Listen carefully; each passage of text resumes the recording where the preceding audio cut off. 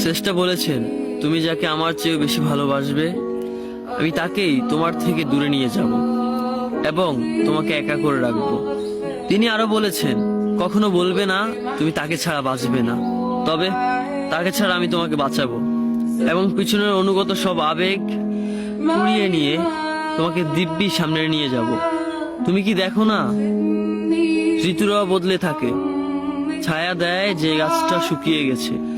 তোমাদের ধৈর্য হারিয়ে যায়, কিন্তু তোমার শ্রেষ্ঠা ধৈর্যশীল এবং পরম দয়ালু।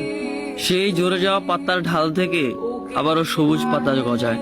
তুমি দেখো না তোমার শ্রেষ্ঠার নিদর্শন, যে মানুষটাকে তুমি নিজের অংশ ভাবতে সেই মানুষটাও একদিন অচেনা হয়ে যায়, তোমার মন ভেঙে যায়।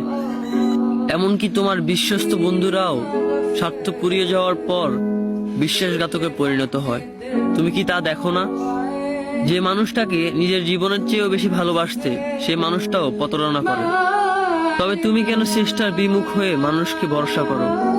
অদ্ভুত এই পৃথিবীতে, যখন তুমি ভাবো এটা হবে না কখনোই, কিন্তু কিছুক্ষণ পর সেটাই হয়।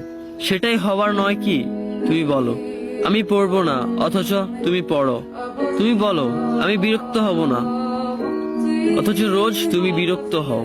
এবং সবচেয়ে বিচিত্র বিষয় হলো, তুমি বলতে থাকো আমি মরে গেছি, অথচ তুমি বাঁচো। তোমার চেষ্টা তোমাকে বাঁচায়, তোমার চেষ্টা তোমাকে বাঁচিয়ে রাখে।